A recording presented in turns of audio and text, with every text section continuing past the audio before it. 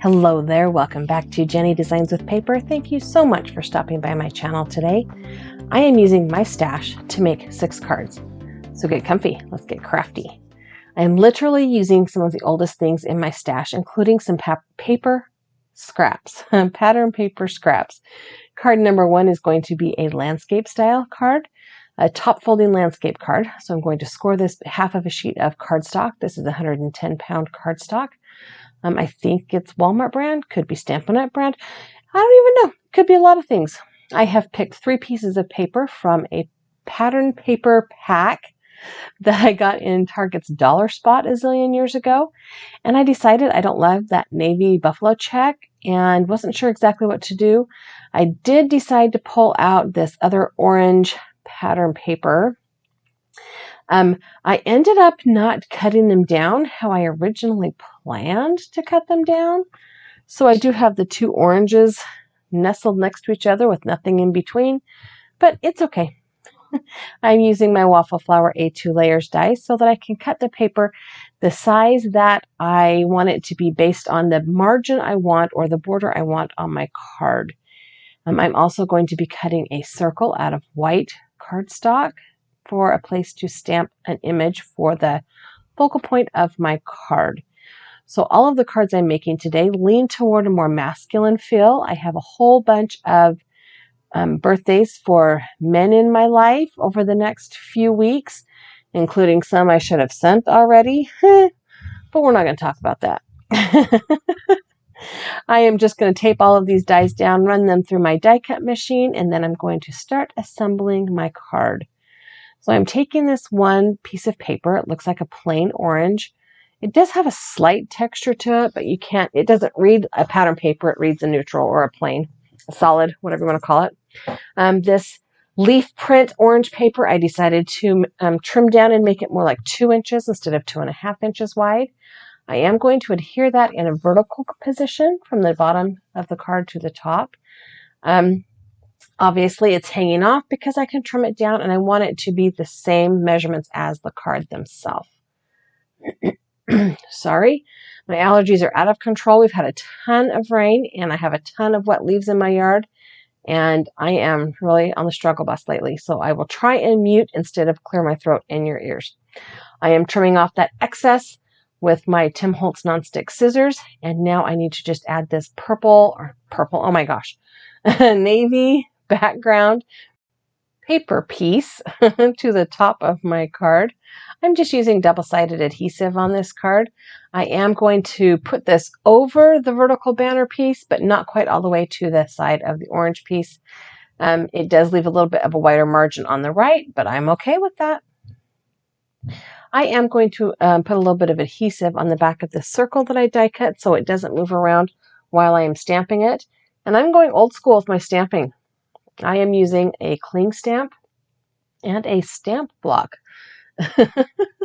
I have not used stamp blocks on a regular basis for actual stamping purposes since I got my stamp positioner a couple years back. But with this cling stamp, you really can't go wrong, especially because I have a nice juicy ink pad. I decided to adhere this circle to the front of my card with some dimensional foam adhesive. So I'm using some 3M foam tape. Just going to put a couple of small pieces on the back of my circle and then put it back on the front of my card. And this is like the end of card 1. Now, I will say that the actual footage of making these 6 cards was about an hour 45, so not too bad. So my second card, I want to use this All Too New pattern paper pack, and it actually looks a little bit more like photographs of outer space. So that's kind of where I'm going. I'm making a top fold portrait style card. I'm scoring the cardstock with my bone folder. You all know this is my favorite if you've ever been here before. It is a 4 1/4 by 5.5 inch piece of cardstock scored in the middle and tent fold, top fold. I will trim this kind of diagonal pattern piece of paper down to be 4 inches by 5 1/4 inches. And this will serve as the panel to my card. I want it to be kind of a focal point or piece of interest, or visual interest rather. I don't know what words are trying to come out of my mouth right now. This piece looks kind of like a galaxy photograph, or I don't know, maybe a solar burst. I don't know. I just think it looks like outer space. So I am trimming this one down also to be 4 by 5¼ inches. And then I'm going to take off a diagonal slice of this one side. To pair with these kind of outer space looking pattern papers, I've pulled out of my favorite things, outer space themed stamp set to use for my sentiment. I am going to, I thought about putting this blue strip of cardstock on the back of this diagonal piece, but things happened, decisions were made. They did not, okay, basically I measured once and cut once, and I should have measured twice and cut once, right? So yeah, I did have to do a little bit of disassembly to make it work. The look I actually think I prefer is to have this kind of diagonal cut piece go on the top of my panel, and then put the blue strip of cardstock kind of on that seam to make it look a little bit more of a smoother transition, but also I'm going to pop it up with foam tape. And that is where I'm going to put my sentiment. So I have just it's like a 5½ inch long strip of blue cardstock. It's about 1/2 inch wide. I'm laying it down on that diagonal, and then I'll trim it off with some scissors. And I'm using my nonstick scissors again, even though these scissors there's not much adhesive on the back. So now I need to adhere this to my card base, and then I can stamp my sentiment and put it on my card. The sentiment I'm using, like I said, came from this My Favorite Things Outer Space stamp set. And there's a sentiment in this set that says, "You're out of this world." This is a stamp I have done stamp surgery on and cut it into parts to make it a multi-line sentiment, or I think what I actually did was cut off the "your" and just put "out of this world." But anyway, it's super easy. You just line them back up on a level surface and then pick them up with your stamp positioner or stamp block, because I'm going old school today. For this sentiment, I'm using my Versaclear Nocturne Black ink because it stamps beautifully the first time. I don't have to worry about it being uneven or anything. And then I'm going to adhere this with some double-sided adhesive using my tweezers to get my fingers out of the way. And then I'm going to put a piece of copy paper on the inside so that there is a place to write a sentiment or a message, a birthday note. And that is the next card done. This is card number 2, I think. Card number 3, I have some banner dies, an Avriel birthday stamp set, an embossing folder, and some Brutus Monroe plaid pattern paper, as well as some kind of I don't know, it's not really mint green, maybe I don't know what color green that would be. A green. It's green. I am going to create another top folding portrait style card, and I'm going to go ahead and score that and fold it and burnish that fold with my bone folder. And then I'm going to trim down this panel. I'm going to trim it first because I'm going to run it through my die cut machine in an embossing folder. The embossing folder I have selected is kind of like a loose burlap, which I thought would look perfect with those plaids. I am going to slightly mist my water, or my water. I'm going to slightly mist the cardstock with my water bottle so that it can emboss without tearing. I'm going to set that through my die cut machine, and when I come back, voila, I have beautifully embossed solid cardstock paper. You guys, words are a struggle bus for me today. Wow, I'm so sorry. My original plan was to use this banner die to cut some banners from this plaid paper, and then I realized that the dimension would be too small for what I'm looking for. So instead, I took each of these 5 pieces of pattern paper and cut a 1/2 inch strip off of all of the pieces of paper. Once I have all 5 pieces cut, I then need to arrange them how I want them on the card, because the center piece, the center banner is going to be taller, and then the ones on the sides are going to step down. So I decided I wanted this piece about 3 inches. And then the one just to the right and left will be 2 3/4, and the ones just to the right and left of that will be 2 1/2 inches. And once I have those all trimmed down, I am also going to cut banners on the ends of each of these little strips of paper. That is super easy to do. You just take a pair of fine point scissors, cut a little snip up the center, and then from each of the sides, cut into that snip, and you have perfect little banners. Once I have all the banners cut, I am also going to take the ink blending tool that I used on the other pattern paper to cover up that white core cardstock and cover up those white cores. Because it's going on a solid color cardstock, it's going to be quite obvious, and it's not really the look I'm going for. All right, so once I have all the banners cut and arranged on my desktop how I want them, I'm going to start assembling my card. So I'm going to put my banners down, starting with the center banner and working my way to the edges. And I'm going to adhere them with just some double-sided tape. And then I am going to stamp, and they're not even adhered because I skipped ahead. I jumped the gun. I am going to use this Avery L. Happy Birthday stamp set. And there's this little happy birthday in here. I'm going to stamp it on some white cardstock. I am using my stamp positioner because this is a brand new to me stamp set. And I wasn't sure how many times I'd have to stamp to get a good clean image. Turns out one, because I used the proper ink. Okay, so I've cut this happy birthday sentiment down and added a banner into it as well. And I'm going to adhere the panel to the card base with foam tape once again, adding just a little bit of dimension to the card.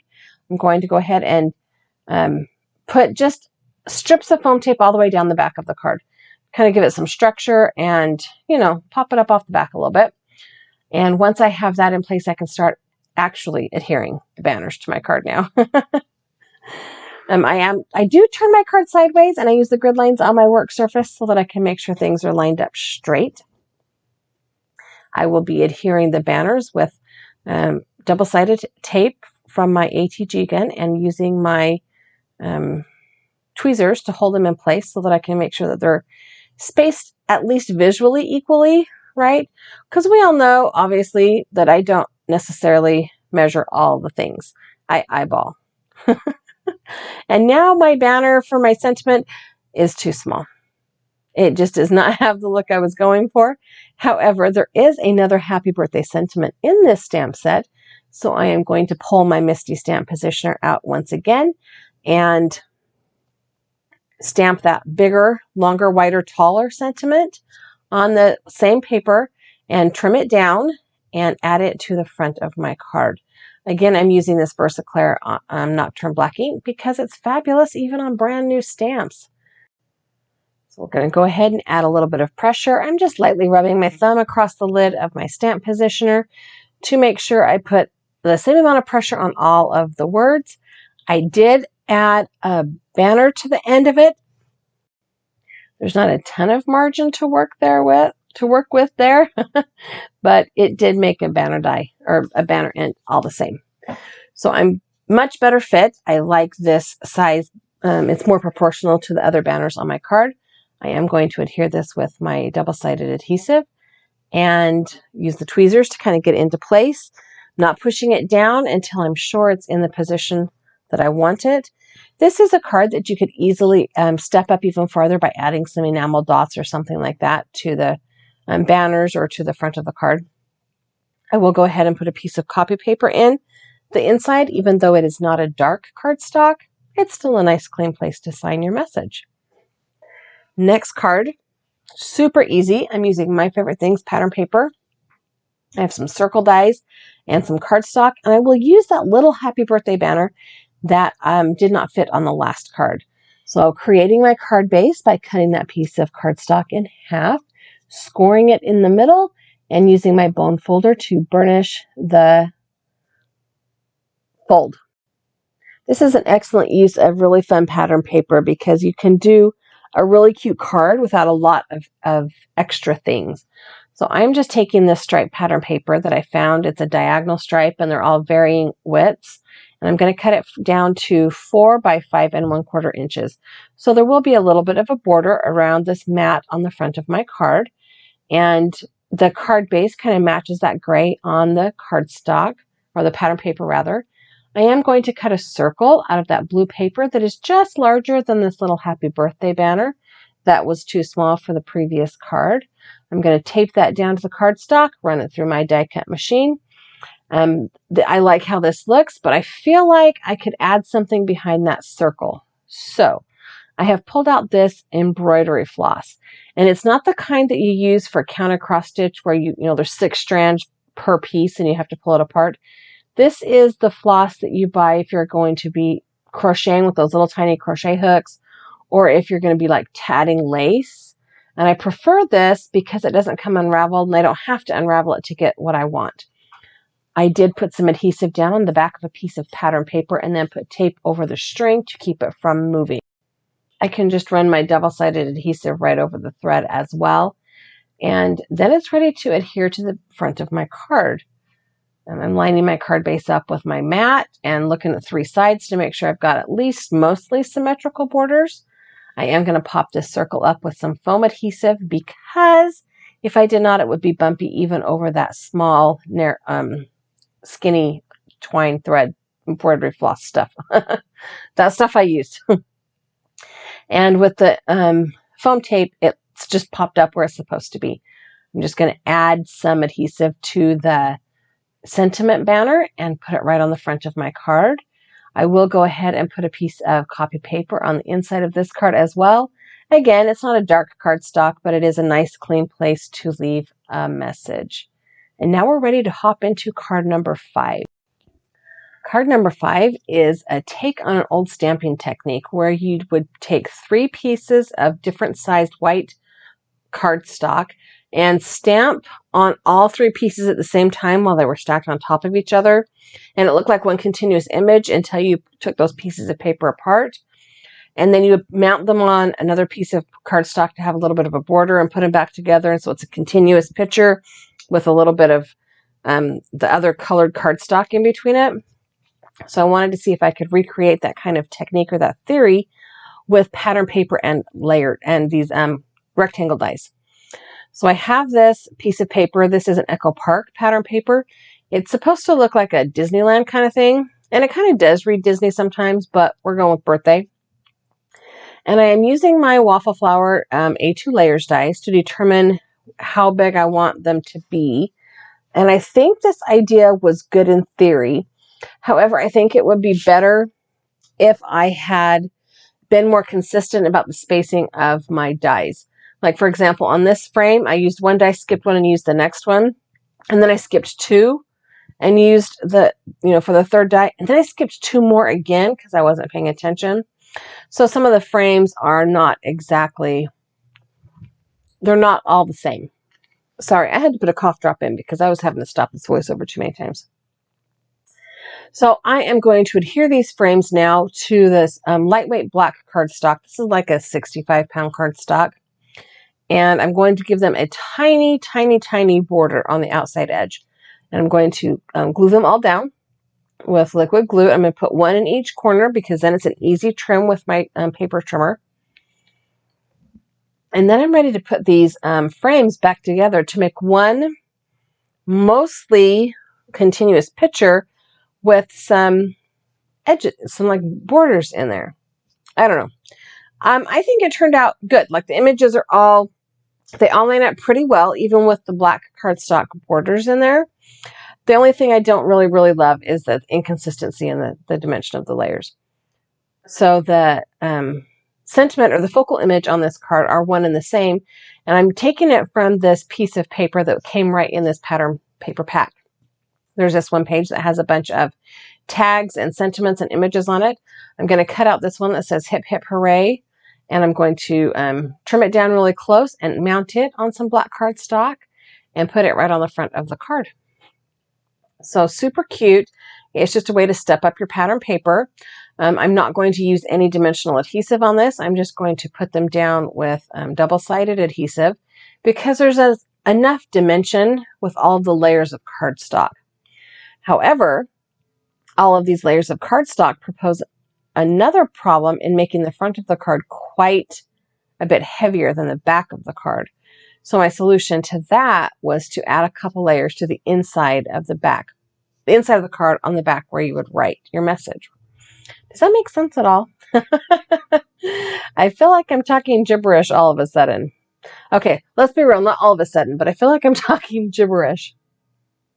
It did take a minute to get that last one lined up, just because probably I didn't put the rectangle dies were not in there exactly straight. I did decide last minute to put a little foam adhesive behind this square. Didn't need it. It really, really didn't need it. But that's okay. So for the inside, I'm going to take a piece of black cardstock and trim that down to 4 by 5 1/4 inches so that it will fit on the inside of the card. And then I will put my piece of white copy paper on the top of the black one. And that way the back of the card is the same weight as the front of the card, or at least close. And then it's not quite so front heavy. So this is card number 5. Now, card number 6 is a little bit, probably a little bit more. Let's call it a little bit more. So I have this pattern paper stack, and I have pulled out 5 pieces of paper. I have some red cardstock, some craft cardstock, and I am going to make a landscape style card again. But all 5 of those pieces of pattern paper from that pattern paper stack, I'm using like a 1/2 inch. I'm using 1/2 inch of each of those 5 pieces of pattern paper. So I've scored this cardstock in the middle again. So it's 4 1/4 inches by 5 1/2 inches, but it is a top fold landscape card, which I think I already said.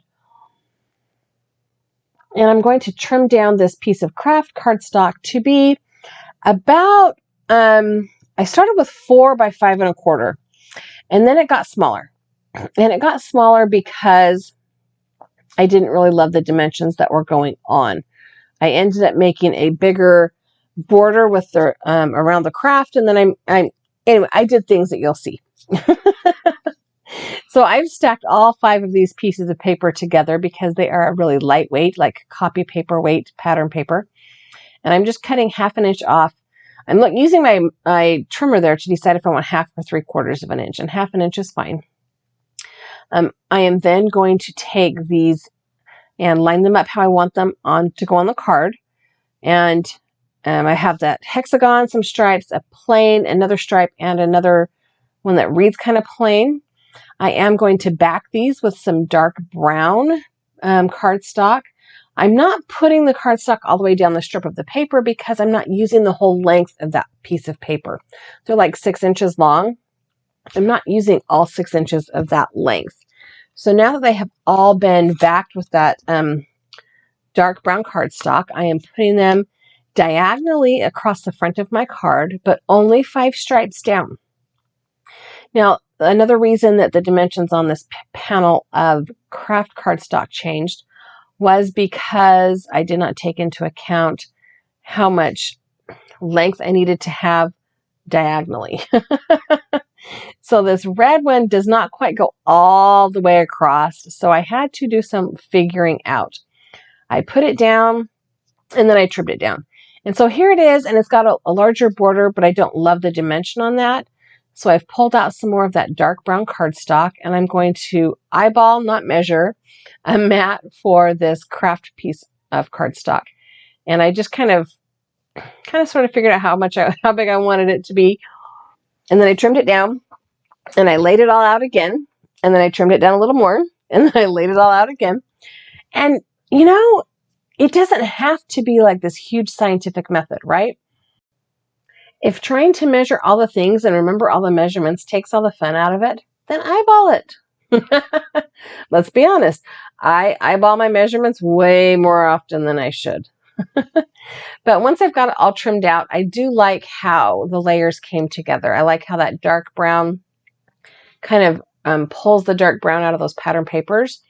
And it kind of makes up for the difference of having trimmed down that craft cardstock a little more than I originally wanted to. So I'm going to use some double-sided adhesive and adhere this pattern paper panel or the brown panel rather, to the front of my card base. Sorry, excuse me. And I'm just trying to, again, eyeball it so I have a visibly same margin around all the sides. And then I'm going to put this piece down with some, oh, I had a little piece that wasn't stuck down, so I used some glue to clean that off, or to stick it back down, rather. And I'm going to put this panel down with 3M foam tape. And I'm just going to not be quite as dainty about or precious about adding foam tape to the back of this one as I was to that embossed panel. You know, it probably needs it just as much, but you know, whatever. Again, taking my ink blending tool and just kind of dirtying at those edges just a little bit. And for the sentiment and focal image on this card, I had this idea. So one of these stamp sets has a cake with some candles on it. And then there's another one that has it's the same stamp set, but in 2 boxes, right? And then it has a sentiment about so many candles, so little cake, or so much cake. What does it say? Let me find it and I'll tell you what it says. It says, so many candles and so little cake. And my thought was I wanted the sentiment to kind of wrap around the stand on that cake stand. So I went old school. I pulled out my Stamp-A-Majig. You remember Stamp-A-Majig? And I, used my Stamp-A-Majig to figure out where the sentiment was going to be on my stamp so that I could have that sentiment kind of stack up around that cake panel, or the cake platter rather. And I got it all lined up, and I got my image on the carrier sheet, and I got my T on my carrier sheet, and I got my stamp all inked up again, and I held my little T in place, and I stamped my little sentiment down, and I hate it. It just does not work. So I took advantage of the fact that paper has 2 sides and started over. I just decided to stamp the sentiment, so many candles, so little cake, and cut that out with a circle, the smallest one that will go all the way around the words, and send that through my die cut machine. And then I'm going to stamp the cake and cake stand on a piece of white cardstock and trim that out.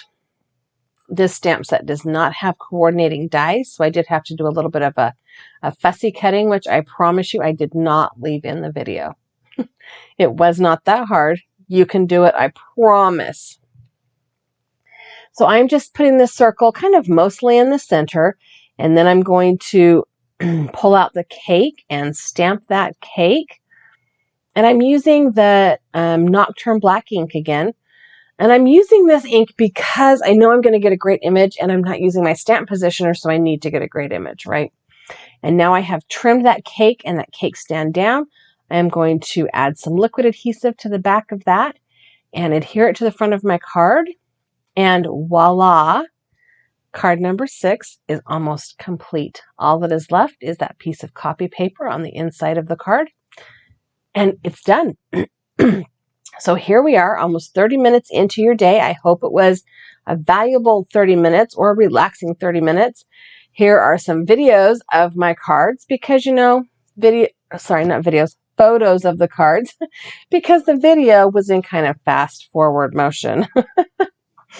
I hope you enjoyed getting an idea of what to do with some of those pattern papers where you've used all the ones you like and all you have left are the little pieces of the ones you liked, and sad. Thank you so much for stopping by my channel. I hope you enjoyed watching this video. I do have a couple other videos here for you to watch, as well as a subscribe button. If you have not subscribed to my channel, I would love it if you did. Give me a thumbs up, leave me a comment, and have a fabulous day.